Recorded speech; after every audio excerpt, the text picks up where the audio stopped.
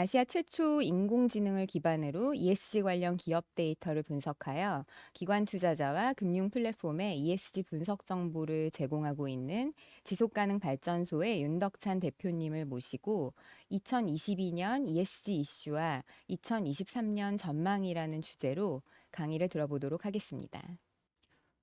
네, 안녕하세요. 방금 소개받은 지속가능발전소 윤덕찬입니다. 오늘 말씀드린 것처럼 2022년에 ESG 리스크를 중심으로 해서 어떤 이슈들이 있었는지를 설명드리고 나가서 2023년에 대해서 간단히 제가 생각하는 부분들에 대한 전망을 드리도록 하겠습니다. 먼저 간단히 저희 회사를 소개해드리고자 합니다. 저희 회사는 전 세계에서 두 번째로 아시아에서는 최초로 AI를 활용해서 ESG를 분석 평가하는 회사로서 2013년에 설립을 했고 UN PRI에는 2015년에 가입했습니다. 그래서 미국의 후즈굿이라는 법인이 있고 자회사로 ESG 평가 정보라고 하는 사를 두고 있습니다. 데이터 분석 기술을 활용해서 저희는 ESG에 특화된 정보를 투자 시장에 제공하려고 노력했고 나아가서 ESG 정보가 다양하게 활용될 수 있어서 기업의 여신, 신용평가, 기업 공급망 관리 시장에 활용할 수 있도록 제공하고 있고 나아가서 저탄소 경제로의 전환과 지속가능 금융을 지원하는 역할들을 하고 있습니다. 저희는 크게 네 가지 플랫폼을 가지고 이러한 시장에 이런 정보, ESG 정보를 제공하고 있고요. 그래서 원래 아시는 것처럼 ESG는 투자 시장에서 활용하는 용어이고 정보에 이어서 증권사와 기관 투자자들 많이 이용하고 있습니다만 최근엔 다양한 은행 등 다양한 금융기관 나아가서 여러 기업들이 이러한 정보들을 활용하고 있습니다. 재밌는 건 사실은 개인들도 이제는 ESG에 관심이 많습니다. 그래서 2016년에 네이버의 증권 섹터를 통해서 ESG 정보를 제공하기 시작했는데 지금까지 약 780만 명이 이용했는데 매월 한 10만 명이 이용하고 있고 한 22만 개의 기업을 검색하고 있는 것을 확인할 수 있습니다. 최근에는 KRX ES 포털에 ESG 리스크에 대한 정보를 저희가 따로 제공하고 있어서 이런 것을 통해서 정보를 보실 수 있습니다. 오늘 말씀드린 첫 번째 주제로는 2020년의 ESG 사건 사고 어떤 리스크에 대한 분석입니다. 방법론은 저희는 원래 이제 ESG 평가할 때 ESG의 성과, 퍼포먼스와 리스크 이 두 가지를 나누고 이것을 통합하는 점수를 제공하고 있고 ESG 리스크는 매일 나오는 뉴스에서 담겨 있는 사건 사고를 기반으로 해서 이 사건 사고가 얼마나 위험한 건지 사건의 심각성을 중심으로 해서 리스크를 측정하는 방식을 활용하고 있습니다. 현재 저희는 상장사 전체를 포함해서 2,900개 기업을 모니터링하고 있고 국내에서는 하루에 뉴스가 한 15,000개 정도 나옵니다. 여기에서 이제 기업의 상장사 그리고 그 상장사의 사건 사고에서 어떤 리스크를 측정하는 방식으로 해서 제공하고 있습니다. 이 과정에서 텍스트 분석을 통해서 NLP라고 하는 자연어 처리를 통해서 이런 분석의 정확도를 높이는 노력을 하고 있고 리스크는 보통 0에서 5에서 5단계로 나눠서 보고 있고 그래서 리스크가 가장 높은 거를 심각이라는 순으로 해서 이런 정보들을 제공하고 있습니다. 방식은 어떤 매체에 또 평소보다도 더 많은 기사가 나왔는지 기사에서 얘기하고 있는 사건의 속도, 임팩, 거기서 담고 있는 사건의 심각성을 중심으로 해서 평가를 하고 있고요.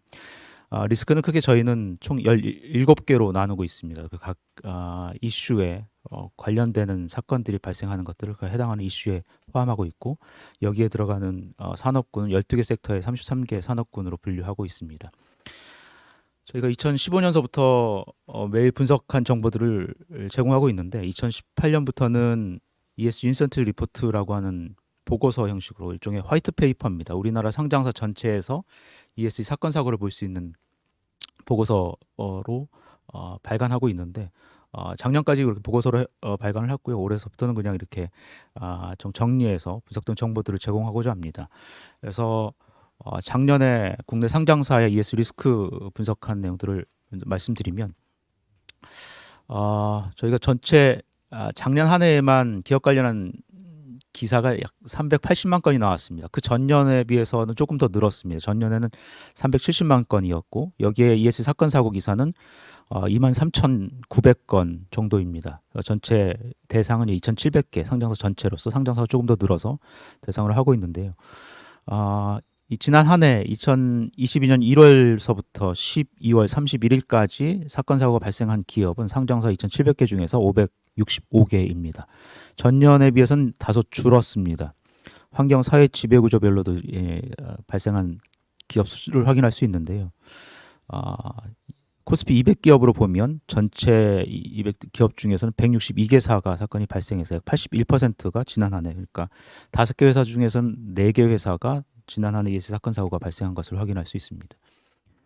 말씀드린 것처럼 전체 상장사 중에서는 565개사가 지난 한 해에 사건 사고가 발생했는데 기업 수로 보면은 최근 5개년도로 봤을 땐 처음으로 기업 숫자가 좀 줄었습니다.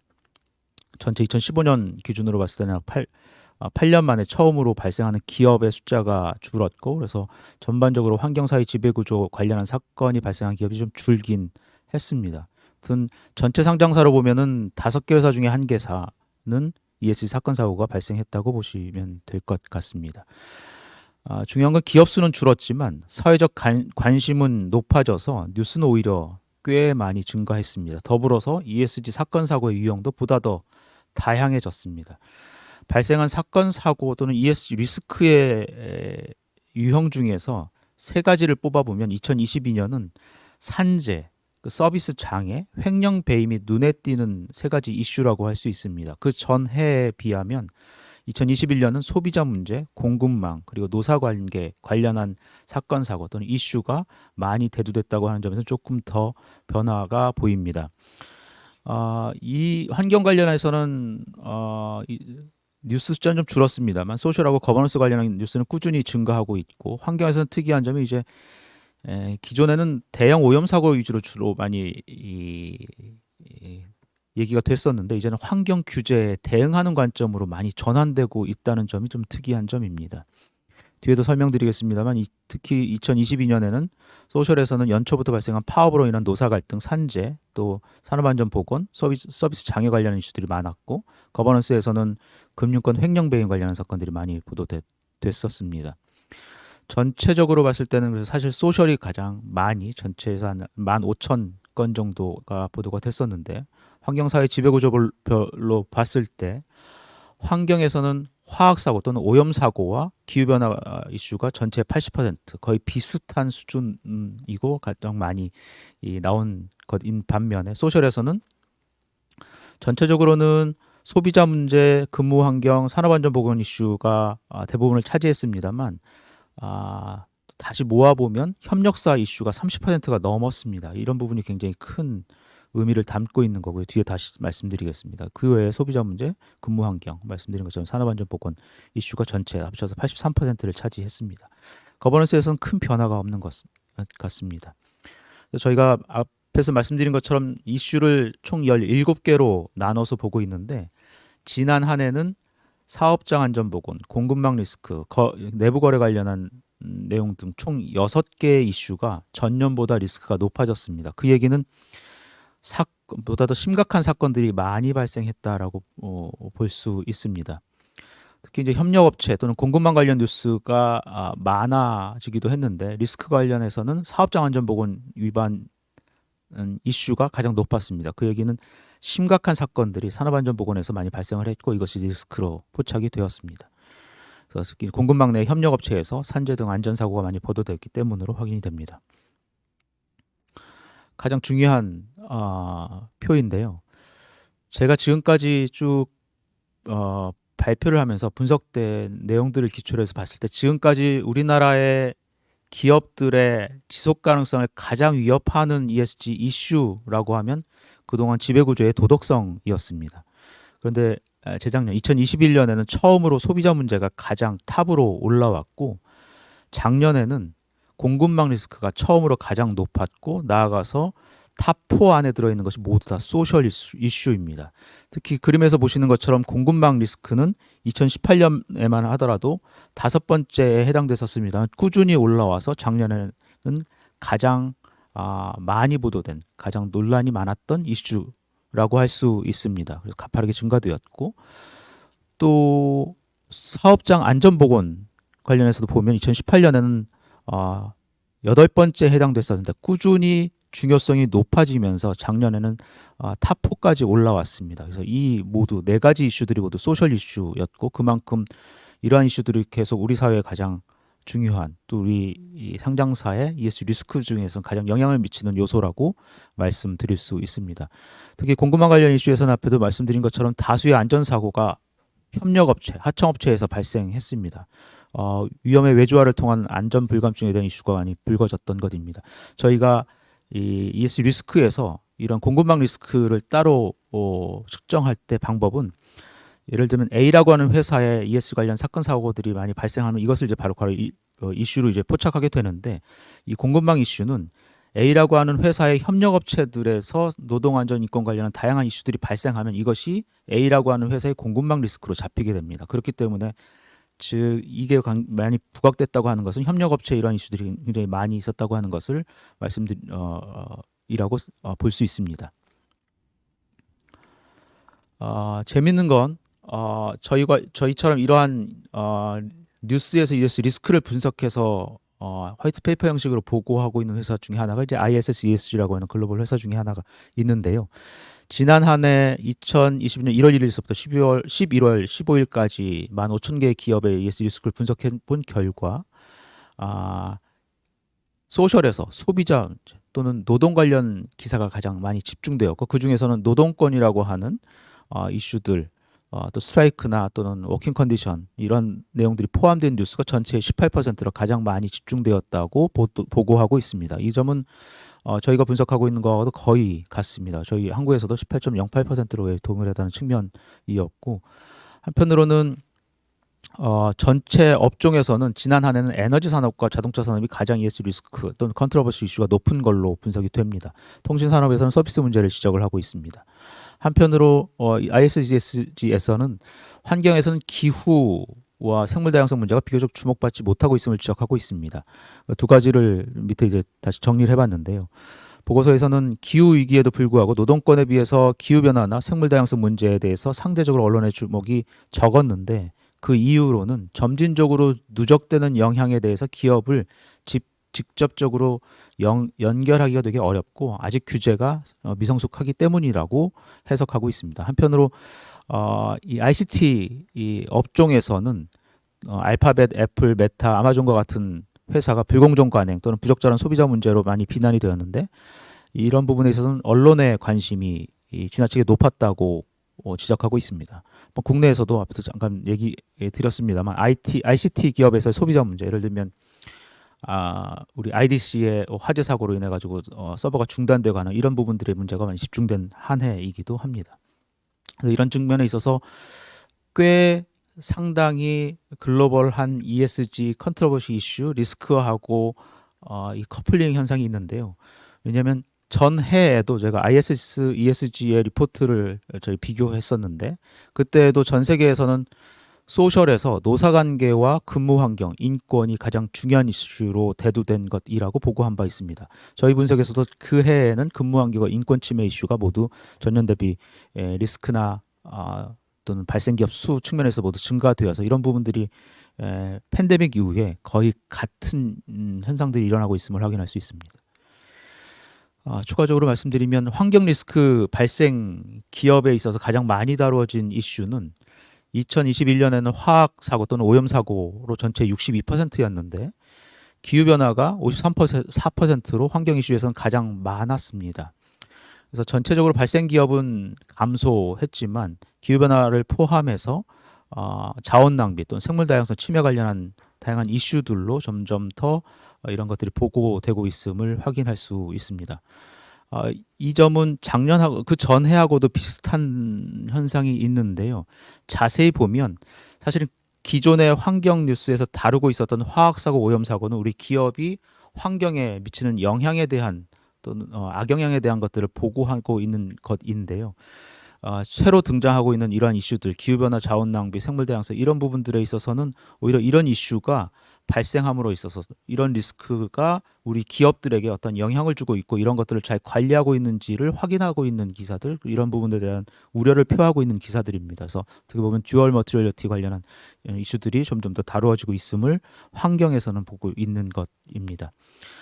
아까 말씀드린 것처럼 작년에 공급망 관련 이슈가 가장 크게 대두되었는데요. 2020년에서부터 보면 이 흐름이 명확합니다. 2020년에 공급망 관련한 사건 사고는 1,600건이었는데요. 거의 2배 가까이 매년 성장을 해서 이 부분에 이 공급망 리스크 관련한 부분들에 있어서는 이미 관심도 굉장히 많고 나아가서 이슈도 폭넓게 다루어지고 있으면서 협력사 또는 하청업체의 문제는 결국 원청업체의 책임이라고 하는 점을 계속 강조하고 있습니다. 그래서 규제의 등장과 함께 고객사의 요구로 인해서 지속가능한 공급망이 더욱 중요해진 것이라고 해석할 수 있습니다. 글로벌 시장에서는 앞에 소개해드린 것처럼 에너지 산업과 자동차 산업의 리스크가 가장 높은 한 해였습니다. 반면에 국내에서는 에너지 산업과 운송 산업에 대한 리스크가 가장 높았습니다. 운송 산업은 팬데믹 이후에 본격적으로 많이 대두되었었는데요. 2020년에서는 배달이 많이 이루어지면서 배달로 인한 여러 가지 사고들이 많았습니다. 인명사고도 있었습니다만 또 이로 인해서 환경이 오염되고 있는 분들도 있었고 또 이런 부분에 운송에 대한 과다한 부담으로 인해서 여러 가지 문제들이 발생한 것이었는데 작년에는 그래서 한국에서는 여전히 운송 산업에 대한 리스크가 사건이 많이 발생해서 리스크가 높았던 것으로 해석이 됩니다. 더불어서 ICT에서는 해외에 유사하게 소비자 문제, 앞에서 말씀드리는 것처럼 그런 서비스가 중단되거나 하는 것들이 많이 대두되었고 그런 것을 리스크로 많이 높아졌었습니다. 이러한 다양한 분석들이 결국에는 우리가 관리해야 될 것이 무엇인지를 확인할 수 있게 되는 것입니다. 이런 분석으로 끝나는 것이 아니고 이러한 이슈들은 계속적으로 다루어지게 될 것이고 이 각각의 산업에 있어서 꼭 다루어야 되는 또 관리해야 되는 리스크를 확인할 수 있는 것인데요. 한편으로는 이런 분석을 통해서 ESG 성과와 리스크를 매핑을 하게 되면 예를 들면 핑코에서 쓰는 방법을 이제 적용한 것인데요. 1사분면에 있는 회사들은 성과도 좋지만 리스크는 적은 회사들입니다. 그런 투자할 회사가 되는 것이고 2사분면에 있는 회사들은 성과가 안 좋고 리스크가 또 안 좋은 회사들입니다. 그런 투자에서의 비중을 줄일 회사가 되는 거예요. 3사분면은 투자를 회수할 회사가 되는 것이고 4사분면은 성과는 좋은데 리스크는 높은 회사들입니다. 큰 기업들이 많이 속해 있는데 이런 회사들은 좀 더 인게이지를 통해서 투자하고 싶은 회사로 갈 수 있도록 그런 노력 찾아볼 수 있는 것입니다. 이런 부분들로 투자 의사결정에 활용할 수도 있는 것이고요. 채권 측면에서는 사실 채권은 신용 등급이 가장 중요합니다만 최근에서는 ESG 역시 같이 고려하게 되고 있습니다. 그래서 보통은 일정 신용 등급 이하는 이제 아예 투자를 하지 않게 되는 것인데요. 신용 등급이 좋은 회사라 하더라도 예를 들면 AAA, AA 있는 회사인 경우에는 주로 이제 채권에서는 무조건 이제 담게 되는 회사이기도 합니다만 ESG 평가를 하다 보면 굉장히 다른 측면이 있습니다. 특히 리스크가 높은 회사들이 있는데 그 중에서 보면 AAA나 AA에 속해 있는 회사들은 공사인 경우들이 많습니다. 공사에서도 다양한 ESG 리스크가 발생했고 그래서 신용 등급이 좋음에도 불구하고 채권 투자에서는 고민하게 만드는 경우들이 많습니다. 이런 측면에 있어서 ESG 리스크에 대한 관리의 중요성도 확인할 수 있습니다. 나아가서 국민연금이 다양하게 국내 상장사들에게 투자를 하고 있는데 이런 부분에 있어서 리스크 관점에서 보면 MPS의 포트폴리오 내에서 이 포트폴리오의 지속 가능성을 위협하는 요소들을 찾을 수가 있습니다. 저희가 봤을 때 리스크 분석을 통해서 보면 소비자 문제가 가장 이 포트폴리오에 위협이 되는 리스크로 나오게 되고 그 다음엔 도덕성 또는 산업안전보건 관련한 이슈들입니다. 이런 부분들이 우리가 관리해야 될 포인트를 잡을 수도 있을 것 같습니다. 이렇게 다양한 방식으로 활용할 수 있음을 간단히 소개드렸고요. 남은 시간 제가 이해한 바대로 2023년에 어떤 일이 일어날지는 알 수 없습니다만 이런 부분들에 대해서 관심 있게 지켜봤으면 좋겠다고 하는 것들을 한번 정리해 봤습니다. 총 8가지로 정리해 봤는데요. 총평하면 올해는 아마도 ESG가 금융하고 산업의 기준으로 정착되는 과정을 보는 한 해가 될 것이라고 생각이 됩니다. 즉 지속가능 금융으로의 재편 또는 지속가능 산업으로의 재편을 보는 한 해가 되지 않을까 생각이 들고 나아가서 지속가능성이 경제와 사회의 뉴노멀이 되는 과정이라고 해석하고자 합니다. 그래서 크게 8가지를 간단히 말씀드리면 무엇보다도 기후에 대한 건 많이들 강조하고 있습니다. 오늘 말씀드리는 거에서는 시간이 많지 않기 때문에 자세한 내용들은 이미 많이 아실 것이어서 큰 흐름만 본다면 기후 리스크에 대한 측정 그리고 배출량에 대한 관리 강화가 굉장히 중요하게 될 것 같습니다. 아시는 것처럼 기후 리스크는 투자 리스크다. 나아가서는 금융 리스크다. 이제는 경제 리스크다라고도 표현할 수 있는데 저희가 ESG 2.0이라고 하면 결국엔 이제 의무화되는 것, 규제화되는 것을 말합니다. 그런 관점에서 기후 리스크에 대한 관리는 지극히 강조되고 있는데 첫 번째는 규제 때문이고 두 번째는 고객사의 요구, 세 번째는 금융사의 요구 때문입니다. 그런 측면에서 다양한 요구 사항들이 있는데 이러한 측면에 있어서 기업들은 기후 리스크를 관리해야 될 사항들이 요구받고 있지만 특히 금융사들이 최근 들어서 금융 배출량, 금융의 포트폴리오에 대한 배출량을 측정해 왔습니다만 굉장히 이 차이가 큰 추정치를 활용하고 있습니다. 그래서 올해는 금융 감독 측면에 있어서도 기후 스트레스 테스트 같은 부분들을 많이 요구하게 될 것인데 보다 더 객관적인 데이터를 가지고 금융 배출량을 산정해서 금융의 리스크를 줄이는 노력들을 하게 되는 첫 해가 될 것이고 그런 측면에 있어서 금융사를 통해서 결국엔 기업들에게 이런 것이 요구될 가능성이 많습니다. 이런 측면에 있어서 관리가 당연히 필요하다고 보고요. 지속가능 금융은 직접 금융에서 이제는 간접 금융으로 계속 확대되고 강화되고 있습니다. 그래서 지속가능 여신이 더욱더 중요하고 절실해진 때이고 보다 더 영향력이 발휘될 것 같습니다. 특히 경제 상황이 그러한 것들을 요구되고 있는 것이라고 생각이 들 수 있고 그래서 올해는 보다 더 국내에서는 지속가능성 연계금융의 중요성이 강조될 것이라고 생각을 합니다. 그런 측면에 있어서 지속가능성 연계금융 또는 지속가능 금융은 현재의 성과보다는 과정, 앞으로 어떻게 할 것인가, 또 지속가능성 목표를 어떻게 달성할 것인가에 대한 측면으로 계속 강조될 것 이어서 이런 부분에 있어서의 금융의 재편이 보다 더 가속화되는 시기, 국내에서도 이런 부분들을 볼 수 있을 것이라고 봅니다. 세 번째로는 올해 처음 있는 것은 아닙니다만 탄소 가격의 민감도에 따라서 우리 기업 전체적으로 비즈니스 모델에 대해서 고민하게 되는 시기이게 될 것 같습니다. 그런 부분들 특히 올해는 또 국내 배출권 거래제의 고도화가 시작되기도 하고 있어서 이 탄소 가격을 통해서 투자뿐만 아니라 우리 기업에게도 직접적으로 중요한 리스크가 된다고 하는 점들을 인식하게 되면 보다 더 BM에 대한 변화 또는 전환에 대한 가속화가 시작되는 것이라고 생각할 수 있습니다. 네 번째로는 우리가 아시는 것처럼 공시 표준화가 이루어지고 있습니다만 여전히 혼란이 계속될 것 같습니다.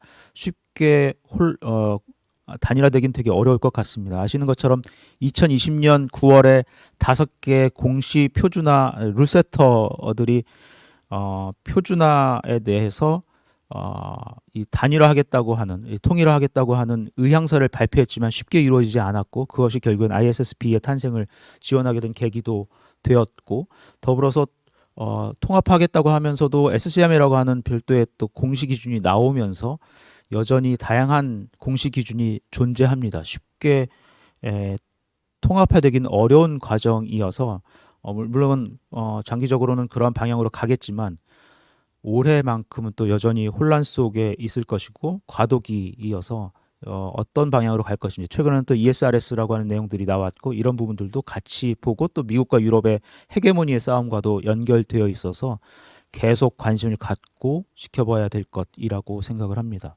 더불어서 텍사노미 공시가 이미 게시되고 있는 부분들도 관심을 가져야 될 부분이고 이런 부분들은 대기업들이 많이 고민해야 될 것이라고 생각이 듭니다. 시간이 많지 않아서 좀 더 간단히 말씀드리면 ES 평가가 고도화됩니다. 말씀드린 것처럼 우리가 아시는 다양한 공시 기준들이 나왔고 이런 공시 기준에 따라서 기업들이 공시하게 되면 이런 것을 평가에 반영해야 되는 것이고 각 업종별로 중요하게 다루어야 되는 ESG 항목들이 있기 때문에 ESG 평가에는 지속적으로 이러한 것들이 반영이 되는 시기였고 그런 측면이 올해 계속 또 많이 있어질 것 같습니다. 그래서 ESG 중대성에 따라서 이러한 것들이 반영이 되는 것인데 시형평가사가 사실은 ESG in Credit Risk and Rating 이니셔티브를 하는 것이 2016년에 시작이 됐습니다만 전향적으로 도입하지는 못했습니다. 이제는 M&A를 통해서 적극적으로 로컬 평가사까지 인수하고 있기 때문에 이런 측면에 있어서 ESG 평가가 좀 더 도입이 가속화되는 시기이고 그런 것들을 좀 더 많이 보게 될 것 같습니다. 올해 안에 많이 이루어질 것 같고요. 또 하나 중요한 요소는 그린워싱 계속 우리가 강조하고 있었는데 그동안 이것은 단순히 과대 광고 또는 과장 광고의 문제로만 그칠 것이 아니고 이제는 금융 범죄화 되고 있습니다. 즉 광고의 문제로 끝나는 것이 아니라 이러한 워싱으로 인한 피해는 단순히 소비자가 아니라 이제는 금융시장 자체 이거 금융시장을 교란한다고 보고 금융범죄로 봅니다. 보다도 신중하게 검토할 것이고 작년에는 환경마크를 사용한다는 것만으로도 녹색 투자를 오인하게 한다고 해서 독일 검찰이 도이치뱅크를 압수수색한 것도 있어서 이런 것들이 국내에서는 조금 아직 덜 나올 수 있겠습니다만 굉장히 관심을 갖고 있게 될 것이고 그런 인원수 중에 점점 더 범죄화되고 특히 금융범죄화되고 되는 점에 있어서 주의해야 될 것 같습니다. 지속가능한 공급망으로의 재편은 보다 더 본격화될 것인데 단순히 규제 때문이 아니라 이제는 아시는 것처럼 팬데믹 때문에 이런 부분이 더 가속화됐고 글로벌 분업 체계가 붕괴되면서 이 공급망의 리스크는 국가 안보 나아가서 경제 문제로 간주되고 있고 물론 이게 너무 과도하게 강조하고 있다라고 하는 것도 지적이 되고 있습니다만 결국 ESG는 레버리지로 활용이 되면서 수익성을 희석시키지 않으면서 위험에 대응할 수 있는 공급망을 확보하려는 지속가능한 공급망을 확보하려는 노력들이 계속되고 있고 우리는 그래서 그러한 지속가능한 공급망에 들어가기 위한 노력들을 해야 되고 그 노력의 일환이 결국 우리 회사의 ESG 리스크를 또는 ESG를 잘 관리하는 것입니다. 그래서 지속가능한 공급망에 들어갈 수 있는 매력적인 회사가 되기 위한 노력들을 해야 되는 것이 올해 또 과제이고 좀 마지막으로는 다양한 방식으로 이제 공시가 활성화되면서 ESG 요소를 측정할 수 있고 분석할 수 있는 방법이 생겼습니다. 그래서 여기에는 데이터와 기술이 활용된 다양한 툴kit들이 많이 나왔고요. 그런 측면이 올해는 더 많이 강조될 것이고 특히 서플라이 체인에서도 다양한 솔루션이 등장하면서 이러한 분들을 해결하기 위한 노력들이 계속 이루어지게 될 것이고 그런 툴들을 활용해서 기존에 가지고 있는 기업의 문제들을 해결하는 방식으로 이루어졌으면 좋겠습니다. 마지막으로 준비한 것인데요. 지난주에 좋은 글이 하버드 비즈니스 리뷰에 나와서 이걸 소개하고 마치고자 합니다. 아시다시피 미국에서는 여러 논쟁들이 있습니다. ESG에 대해서. 그래서 곧 이제 미국 하원 의원에서는 ESG 청문회가 열리게 될 것인데 이 글에서는 ESG 투자가 작년 한 해는 이제 문화 전쟁이라고 하는 거에 휘말려 있는데 핵심은 ESG를 원래의 협소한 목적, 협의의 목적으로 되돌리는 것이 필요할 것 같다. 즉 원래 기업이 ESG 관련한 문제로 직면되는 중요한 장기적인 리스크를 식별하고 이것을 투자자에게 전달하는 수단이었다고 하는 측면입니다. 그런 측면으로 여러 가지 이제 우파적인 측면, 좌파적인 측면으로 또 확대하거나 축소하거나 이런 논쟁이 있는데 그 여부를 떠나서 기본적으로 기업에 미치는 리스크를 ESG로 식별하고 이것을 잘 투자자에게 전달을 해서 투자자가 이것을 토대로 해서 자본을 잘 할당한다고 하면 그런 부분에 있어서의 ESG의 중요성, ESG는 꼭 필요한 거 아니냐라고 하는 측면이고 그러한 본질적인 측면으로 돌아가서 판단해 본다고 하면 ESG 이러한 논란은 다른 것보다도 결국은 ESG에서 다루고 있는 각 산업별 ESG 중대성 이런 측면에 초점을 맞춰서 보다 더 보는 게 중요하다. 그렇게 한다고 하면 훨씬 더 건강한 시장이 형성될 것이다라고 하는 측면입니다. 그래서 이런 보다 더 다른 측면이긴 합니다만 ESG에서 얘기하는 머티리얼리티 이런 부분에 대한 측면에 보다 더 집중해야 된다고 하는 얘기가 의미가 있는 것 같아서 소개하면서 저 시간을 마치겠습니다. 들어주셔서 감사합니다.